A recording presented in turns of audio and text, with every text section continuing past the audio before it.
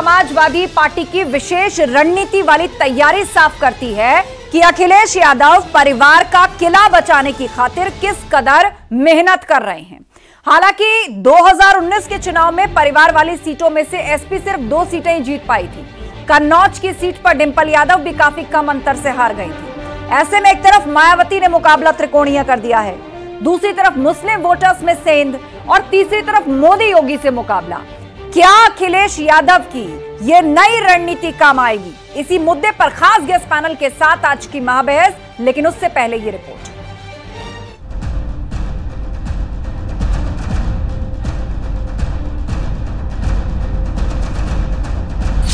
SP की तैयारी, 15 सीटों पर चिंता भारी। जनता के बीच में जनमत बढ़ा के जीतना, एक कैटेगरी की सीटों में अगर ज़्यादा स्थिति अच्छी है तो वहाँ ज़्यादा बड़े मार्जिन से जीतेंगे, बाकी सब जगह समान भाव से समाजवादी पार्टी एक साथ काम कर रही है। जहाँ जहाँ परिवार, अखिलेश का मिशन बेड़ा पार। ये किस तरह की गठबंधन है? ना सपा का वोट सपा के पास है, ना कांग्रेस का वोट कांग्रेस के पास है। एक मुसलमानों का वोट है, उसी पे दोनों दावेदारी ठोके बैठे, तो समझदार मुसलमान बेवकूफ नहीं है। मायावती का यूपी फॉर्मूला, अब त्रिकोणीय मुकाबला। प्रत्याशियों के संदर्भ में अलग अलग स्तर पर बैठक भी कर रही है, परामर्श भी कर रही है, सामूहिक चर्चा करके प्रत्याशियों का चयन करेगी ताकि भारतीय जनता पार्टी के जो इस बार 400 पार का नारा है, हम उसको साकार करने का काम करें। मायावती बढ़ाएंगी राहुल अखिलेश की टेंशन। मैं समझती हूँ कि समाजवादी पार्टी बहुत मजबूती से मिलकर लड़ रही है और लोगों का सहयोग, प्यार और साथ मिल रहा है। मोदी योगी से मुकाबला, अखिलेश बचा पाएंगे किला। 22 में हारने के बाद धर्मेंद्र जी आजमगढ़ में कई दिन दिखे हैं, ये भी आप लोग जानते हैं, किसी से छुपा नहीं है। तो दोबारा प्रत्याशी बन के अगर वो आए भी हैं तो मुझे लगता है कि इससे ज़्यादा अच्छा हुआ होता कि वो आजमगढ़ के किसी कार्यकर्ता को अगर प्रत्याशी बनाए होते। कोई नहीं मिल रहा था उनको तो विजय लाल यादव को बना दिए होते, मेरे बड़े भाई को बना दिए होते यहाँ प्रत्याशी, क्योंकि उनकी ही पार्टी में है, तो भी लड़ाई हो गई होती।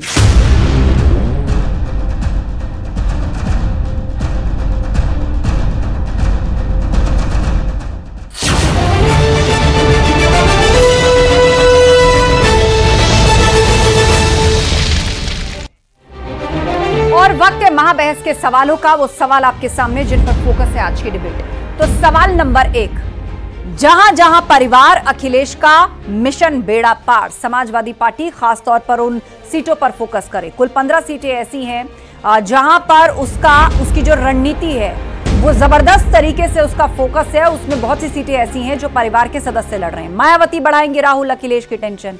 पहले ही एनडीए से मुकाबला है, अब बहन जी जिस तरह अलग अलग उम्मीदवार उतार रही है, उन्होंने इसको पूरा त्रिकोणीय बना दिया है। सवाल ये भी, मोदी योगी से मुकाबला, अखिलेश बचा लेंगे किला। क्योंकि 2019 के चुनाव की बात करें तो जो गढ़ कहे जाते हैं जिन पर परिवार के सदस्य लड़ रहे थे, 2 सीटें ही सपा जीत पाई थी। तो इस बार क्या अपना किला बचा पाएगी समाजवादी पार्टी, या वो खास तौर पर सीटें जहां पर परिवार के सदस्य लड़ रहे हैं? चर्चा के लिए संजय चौधरी जी हैं, बीजेपी प्रवक्ता, अनुराग भदौरिया जी हैं, सपा प्रवक्ता, प्रियंका गुप्ता जी, कांग्रेस स्पोक्सपर्सन, प्रोफेसर गंगा सहाय, दलित चिंतक, रतिभान त्रिपाठी जी, वरिष्ठ पत्रकार। आप सभी मेहमानों का स्वागत है। शुरुआत चर्चा की अनुराग जी आप ही से कर लेते हैं। कुल 15 सीटें ऐसी हैं जिस पर विशेष फोकस है समाजवादी पार्टी का, और उनमें वो सीटें भी हैं जिस पर परिवार के सदस्य लड़ रहे हैं। लेकिन अब मुकाबला बाइपोलर नहीं है, बहन जी एक एक करके उम्मीदवार उतार रही हैं, त्रिकोणीय मुकाबला हो गया है, ऊपर से मुस्लिम वोटों में सेंध, बहुत सारे फैक्टर्स और चुनौतियां बढ़ गई अब आपके लिए। समाजवादी अपने परिवार को चुनाव लड़ा रही है, क्योंकि पूरी समाजवादी एक परिवार है। तो 80 सीट पे गठबंधन के साथ समाजवादी पार्टी लड़ रही है। तो आप समझ लीजिए कि पूरी जो सीटें हैं, चाहे वो हमने अपने साथी कांग्रेस को दी हो, और जहां समाजवादी लड़ रहे हैं तो हमारा पूरा परिवार है। और सभी समाजवादी सभी सीटों पे, जो हमारे पास 63 सीटें हैं, उन सभी सीटों पे हमें जीतना है। तो इसमें तो कोई दिक्कत नहीं है। बिल्कुल आप सही कह रहे हैं, 15 क्यों, 63 सीटों पे हमने, और जो गठबंधन है उनको भी साथ ले ले तो 80 सीटों पे हमारी रणनीति है कि हमें जीतना है। दूसरी बात आपने देखा होगा कि निरहुआ जी क्या कह रहे हैं, कह रहे हैं विजय लाल यादव जी को दे दिया होता, मतलब उधर से भी टिकट इधर ही मांग रहे हैं। वो कह रहे हैं हमारे भाई को टिकट दे देते तो ज्यादा अच्छा रहता। मतलब वो चाह रहे हैं कि कमाल है भाई, भारतीय जनता पार्टी के जो कैंडिडेट हैं वो बीजेपी में है, टिकट अपने भाई के लिए समाजवादी पार्टी से ही मांग रहे हैं। सवाल यह है कि जनता अपने मुद्दों पे चुनाव लड़ेगी। जनता के लिए भारतीय जनता पार्टी ने कुछ नहीं किया, कौन सा वर्ग उनको वोट देगा? महिलाओं पे अत्याचार किया, महिलाएं देंगी नहीं। किसानों की इनकम दुगनी नहीं करी, किसान धरने पे बैठा है वो देगा नहीं, छात्रों पे उन्होंने लाठियां बरसाई, छात्र देने वाले नहीं है, बेरोजगार आत्महत्या कर रहा है वो देने वाला नहीं है, युवाओं के साथ अन्याय हुआ देने वाले नहीं है। तो आप बताइए कौन सा वर्ग उनको वोट देने वाला है? किसान, आप देखिए यहाँ पे वकील है वो संघर्ष करता है, जो शिक्षक है वो संघर्ष कर रहा है, पत्रकार। ठीक है, चलिए संजय चौधरी जी, समाजवादी पार्टी के मुताबिक समाज का हर वर्ग संघर्ष कर रहा है और आपके खिलाफ आंदोलन पर बैठा है, और आप कह रहे हैं 80 में से 80। देखिए, विधानसभा के चुनाव के बाद से लगातार समाजवादी पार्टी के सहयोगी दल एक एक करके समाजवादी पार्टी का साथ छोड़ते चले आ रहे हैं। राजभर से लेकर लोकदल तक ये राजनीतिक दल हैं, ये राजनीति को समझते हैं, और अगर ऐसे राजनीतिक दल समाजवादी पार्टी का साथ छोड़कर जा रहे हैं तो बताने के लिए पर्याप्त है कि समाजवादी पार्टी की नैया डूब रही है। बात नंबर 2, समाजवादी पार्टी के राष्ट्रीय महासचिव जैसे लोग, 2 राष्ट्रीय महासचिव स्वामी प्रसाद मौर्य और सलीम शेरवानी, आरोप लगाते हुए अपने पद से त्यागपत्र देते हुए समाजवादी पार्टी को टाटा बाय बाय करते हैं। समाजवादी पार्टी के चीफ व्हिप, जिनका काम है विधायकों को संभालना, वो अपने आप को संभालते हुए समाजवादी पार्टी को टाटा कर रहे हैं। समाजवादी पार्टी की ही विधायिका पल्लवी पटेल, वो कहती हैं कि ये पीडीएफ पर काम नहीं करते, इसलिए समाजवादी पार्टी को हम वोट नहीं देंगे। तो लगातार समाजवादी पार्टी के साथ ही समाजवादी पार्टी के पदाधिकारी, समाजवादी पार्टी के विधायक और ऐसी जगह के विधायक यानी कि अमेठी और रायबरेली के भी विधायक, जो इनके सहयोगी दल जहां अपने आप को बड़ा परिवार का मजबूत गढ़ मानता है, वो छोड़कर जा रहे हैं। ये बताने के लिए पर्याप्त है कि ये दल अब परिवार तक ही सिकुड़ गए हैं और इसीलिए उस परिवार की 15 सीट को जीतने के लिए थोड़ी बहुत कोशिश कर रहे हैं। और मुझको लगता है कि जिस प्रकार से इनका ताना बाना छिन्न भिन्न हो रहा है, निश्चित रूप से इसमें एक भी सीट पाने के लिए परेशान होंगे। मेरी आवाज आ रही है? मेरी आवाज आ रही है? हाँ, आ रही है। देखिए आपने देखा, उनको चिंता नेताओं की, जनता की नहीं है। एक बार भी जनता की समस्या के बारे में नहीं बोला। किसान के बारे में बोल देते, क्या करने वाले हैं आप, गन्ना किसान के बारे में बोल देते, आप युवाओं के बारे में बोल देते, पेपर लीक के बारे में बोल देते, छात्रों के बारे में बोल देते, यूथ के बारे में बोल देते, आम जनता की बात कर लेते तो अच्छा लगता। आप क्या क्या बातें कर रहे हो, कौन पकड़ा कौन छोड़ा? अरे भैया, आपको जनता ने चुना था और आप नेताओं का गुण कर रहे हैं। कौन? ठीक है संजय जी, आपका जवाब, उसके बाद मैं बाकी पैनलिस्ट का भी रुख करूंगी। 20 सेकंड संजय जी इसका जवाब, फिर मैं बाकी पैनलिस्ट का रुख करूंगी। बोलिए। जनता का बोलिए।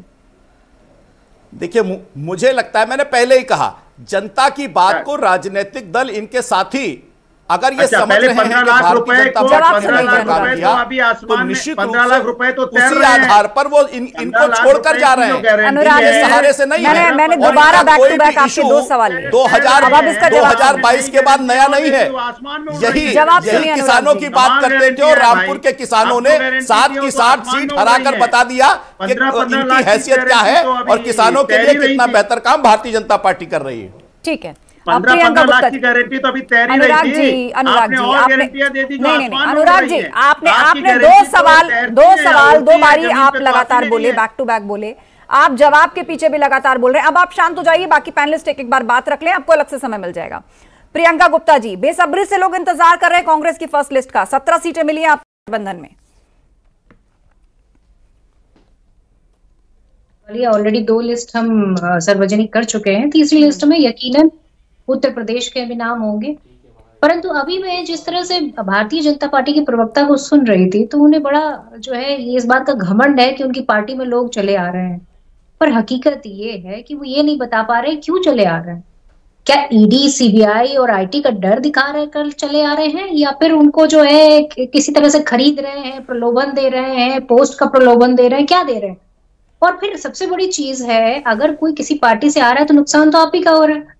आप जैसे लोग बैठे रह जा रहे हैं और दूसरे लोग आके पद लिए जा रहे हैं। खैर, ये इनकी पार्टी की अपनी समस्या है। पार्टी छोड़ क्यों रहे हैं प्रियंका जी? कांग्रेस के भी कई नेता शामिल हुए हैं बीजेपी में, पार्टी छोड़ क्यों रहे हैं? ये भी तो एक सवाल है ना।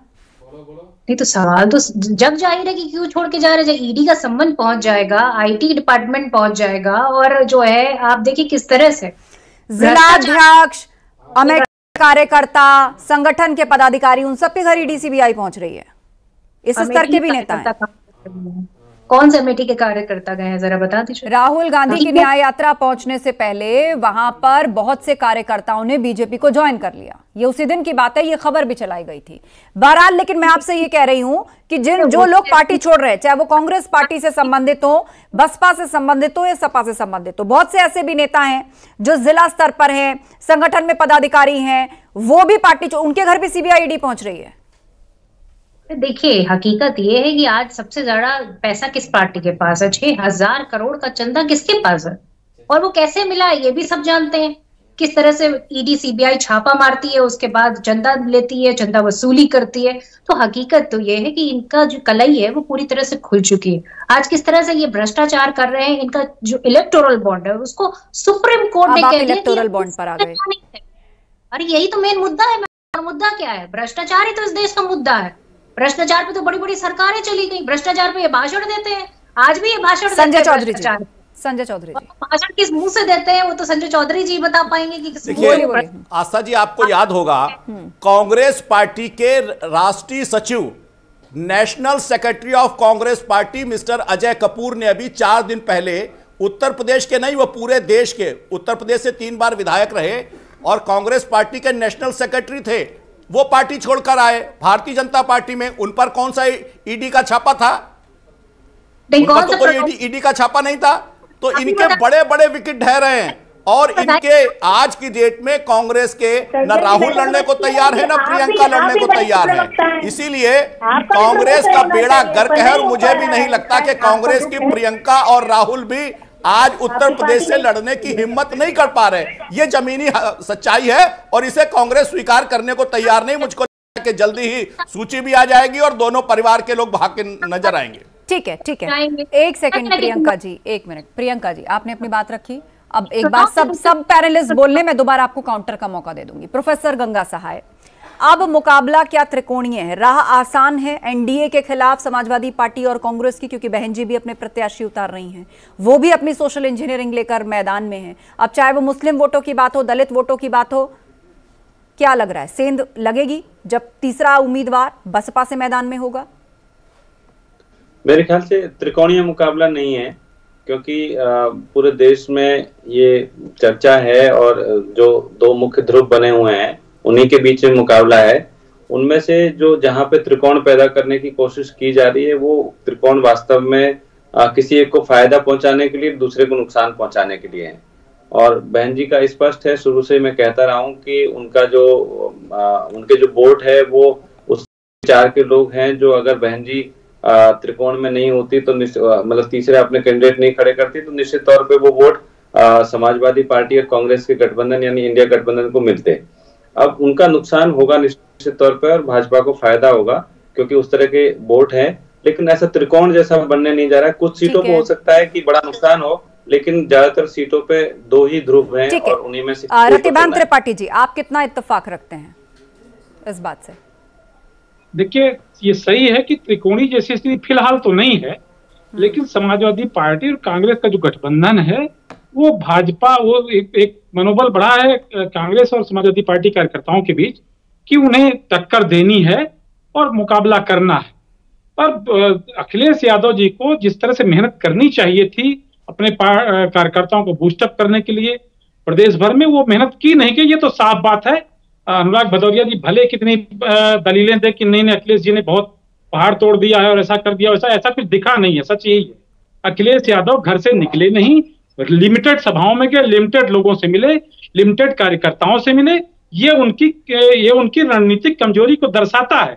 भले ही वो कितना ये दावा करें कि नहीं हम पहाड़ तोड़ लेंगे, हम 80 के 80 हरा देंगे, तो जीतने की बात करिए। परिवार के इनकी 3-4 सीटें हैं जो आजमगढ़ रही है, मैनपुरी है, फिरोजाबाद है और इटावा है और बदायूं। इन 5 सीटों में वो अगर ठीक से मैनेज कर ले जाए तो ये काफी अच्छा रिजल्ट दिख सकता है। मुझे नहीं लगता कि बहुत ज्यादा फायदा हो रहा है। संभव है कि चुनाव में टक्कर होगी इंडी गठबंधन और भारतीय जनता पार्टी के बीच। इसमें मायावती कहीं फैक्टर नहीं है, ये सच है। जहां फैक्टर हैं वो थोड़ा बहुत भारतीय जनता पार्टी को फायदा ही पहुंचने वाला है। देखिए, समाजवादी पार्टी और समाजवादी पार्टी गठबंधन के साथ उत्तर प्रदेश में लड़ रहे हैं और हम मुद्दों पे लड़ रहे हैं। भारतीय जनता पार्टी के मुद्दे नहीं है। कहते हैं नेता, वो नेता तोड़ते हैं। नेता तो आप तोड़ लोगे प्रभु, जनता तो हमारे साथ है, जनता फिर हमें चुन लेगी। फिर आप तैयारी करना नेता तोड़ने की। आप जितना नेता तोड़ोगे जनता हमारे साथ उतना जुड़ती जाएगी। आप अपना नेता तोड़ने का कार्यक्रम जारी रखो, क्योंकि आप जनता के साथ तो जुड़े नहीं। जनता के साथ, जनता तो आपको जिताने नहीं वाली है। आप कभी शिवसेना को 2 भागों में तोड़ते हो, कभी एनसीपी को 2 भागों में तोड़ते हो, कभी रामविलास पासवान जी की पार्टी को 2 भागों में तोड़ते हो। उत्तर प्रदेश में चले जाओ तो कभी आप देखोगे जिस तरह से राजभर जी आपको छोड़ के गए, आपको क्या क्या उन्होंने नहीं सुनाया, बाद में फिर आपने ले लिया, क्योंकि आपको सत्ता पानी, आपको तो कोई मतलब है नहीं। जो लोग प्रभु राम के नाम पे, सुनिए, संजय निषाद जी प्रभु राम को तो दशरथ का बेटा ही नहीं बताते थे, उनको भी आप अपनी पार्टी में लेके रखा है। दूसरी तरफ आप ले लीजिए जो पार्लियामेंट के अंदर में खड़े होकर प्रभु राम के बारे में क्या क्या कह रहे थे, उनको भी आपने अपने दल में ले लिया। आप भ्रष्टाचारियों का विरोध करते थे और भ्रष्टाचारी जिस पे आरोप लगाते थे सब आपने अपने दल में ले लिए। परिवारवाद की आप बात करते थे, आपके पास तो सबसे ज्यादा परिवारवाद की पार्टी अगर आपको मान ली जाए तो अपना दल आपके पास। ठीक है अनुराग जी, आपने बीजेपी पर पार्टियां तोड़ने के आरोप लगाए। आपने कहा कि नेताओं को तोड़ते हैं क्योंकि जनता का समर्थन नहीं। अब उसका जवाब ले लेते हैं संजय चौधरी। बोलिए संजय चौधरी जी। ठीक अनुराग जी, ठीक बात आ गई आपकी। संजय जी बोलिए। तो आप तो विश्वसनीयता खोते जा रहे हो जनता। अरे अनुराग जी को कहिए कि कम से कम अपनी पार्टी के चरित्र का प्रदर्शन डिबेट में न किया करें, कम से कम संयम बरते, शालीनता बरते। अरे मैं अपनी बात कह रहा हूं। अनुराग जी ये बताइए, एक कहावत है कि आग कंगन को आरसी क्या और पढ़े लिखे को फारसी क्या। उत्तर प्रदेश में 2014 से होने वाला हर चुनाव बता रहा है कि जनता किसके साथ है। हर चुनाव, लोकसभा का, विधानसभा का, पंचायत का, नगर निगम, और मुझको लगता है कि लोकल बॉडी से लेकर राज्यसभा और विधान परिषद तक का चुनाव बताता है कि भारतीय जनता पार्टी के साथ जनता खड़ी है। मैंने कहा ना, आप जिस इशू की बात कीजिए, हर इशू पर भारतीय जनता पार्टी के साथ जनता खड़ी है और जनता के विश्वास के आधार पर ही आज भारतीय जनता पार्टी के पास बहुमत है। और मुझे लगता है कि जिस प्रकार जनता वोट दे रही है और जनता आपको रिजेक्ट कर रही है, आपके इशू पर रिजेक्ट कर रही है। आपके जो इशू 2022 में थे उसके बाद कोई इशू बताइए, किसानों का इशू। और मुझको लगता है कि लोकतंत्र में जनता से बड़ा निर्णायक कोई नहीं है। लखीमपुर में सबसे बड़ी घटना होती है और लखीमपुर की घटना उस स्थान पर आप लोग एक करके बोलिए। अनुराग जी, इनको समय दिया गया है, संजय जी को बात पूरी करने दीजिए, फिर मैं आपको समय देती हूँ। आपको जो कहना है उसे क्लैरिटी के साथ कहिएगा। चाहे वो 10 सेकंड खत्म कीजिए संजय जी, चाहे वो किसान हो, चाहे वो 10 सेकंड खत्म कीजिए संजय जी। आज भारतीय जनता पार्टी के साथ खड़ा है और इसीलिए आप और आपके नेता जनता के बीच में जाने की हैसियत नहीं जुटा पा रहे हैं। अखिलेश हिम्मत नहीं कर पा रहे हैं कि उत्तर प्रदेश से चुनाव लड़े। राहुल गांधी हिम्मत नहीं कर पा रहे हैं, प्रियंका और सोनिया हिम्मत नहीं कर पा रही हैं। ये हिम्मत और ये हिम्मत का अंतर यही जनता के विश्वास का प्रतीक है। ठीक है संजय जी, हो गया, सब खत्म। 20 सेकंड अनुराग जी, उसके बाद प्रियंका। ये बताइए संजय जी, ये बताइए कितना इन्वेस्टमेंट आया है समिट के माध्यम से? आप इन्वेस्टमेंट समिट करते कितना लाख करोड़ आया, जरा बता दीजिए कितना आया, जरा बता दिए। 48,000 करोड़। आपकी सरकार में कोई इन्वेस्टर उत्तर प्रदेश में आने को तैयार नहीं था। डेटा मिला है। आपके समय में क्या स्थिति थी? अब डेटा मिला है। समय में क्या स्थिति? अनुराग जी, जो इन्वेस्टर्स आते थे आप उससे फिरौती और रंगदारी वसूल करते थे। आज रंगदारी और फिरौती वसूल करने वालों की हैसियत क्या है ये उत्तर प्रदेश की जनता बता देगी। किसी भी चौराहे पर जाके खड़े हो जाइए, वो आपको बहुत सही जवाब देगी। आप और आप जैसे राजनीतिक को उत्तर प्रदेश की जनता चौराहे पर जाकर पूछ लीजिए, आपको समझ में नहीं आता है। यूपी का बजट कितना राजेश जी? यूपी का बजट कितना है? नहीं, आप बताइए। आपके समय का 2 गुना बजट है। विषय पर रहिए, विषय पर रहिए। नहीं, देखिए यहाँ कोई इलेक्शन पोडियम डिबेट नहीं हो रही जहां हम दोनों आमने सामने और इस तरह की बातें कर रहे हैं। विषय पर आइए। ठीक है प्रियंका गुप्ता जी, प्रियंका गुप्ता जी समझ गए कि आप कितना लंबा ठीक है यहाँ पर की पार्टियों को तोड़ने की, तो मुझे याद आया कि जब किसानों पर अत्याचार भारतीय जनता पार्टी ने इतना ढाया कि किसान नाराज हो गए, तो इन्होंने क्या किया, जयंत चौधरी जी को इनवाइट कर लिया कि आ जाओ भाई मेरी पार्टी में ज्वाइन कर लो। अब जब इन्होंने दलितों के ऊपर इतना अत्याचार कर दिया जो SC ST है, तो उसके बाद इनको लगा कि ये तो नाराज हो गए, तो इन्होंने क्या किया कि कहा और राजभर जी हमारी पार्टी ज्वाइन कर लो। पर हकीकत तो ये वोटर इनका तो है नहीं, वो वोट तो उनको उस समय मिला था जब ये इनके विपक्ष में खड़े हुए थे। तो ये गलत फहमी में जी रहे हैं इनको ये लग रहा है कि इन्होंने नेता को मिला लिया, पर वोटर को कैसे समझाइएगा? आप ये बताइए ना कि किस तरह से वोटर को क्या सेटिस्फेक्शन देंगे? इस महंगाई के बारे में आप जस्टिफाई कर पाएंगे कि महंगाई क्यों बढ़ रही है? और ये जो 67 लाख बच्चे भूखे पेट सो जाते हैं, इनका जवाब कौन देगा? ये कौन जवाब देगा कि गैस का सिलेंडर जो 400 रुपए में मिलता था आज वो 1200 रुपए का मिल रहा है? ये कौन जवाब देगा? ये महिलाओं के साथ जो अत्याचार बताएंगे। बोलिए संजय जी, आप क्या समर्थ है कि किस महिला के साथ ही खड़े हैं? सोचिए कमाल की बात है। देखिए एक पत्रकार अरेस्ट कर लेते हैं और उसके बाद 48,000 करोड़। बिल्कुल आस्था जी, मैं इनको जवाब देता हूं। बोलिए। आज इन्होंने कहा कि 1200 रुपए का सिलेंडर है, आज सिलेंडर 950 रुपए का है, और अगर सब्सिडी के साथ देखा जाए तो 504 रुपए का सिलेंडर है।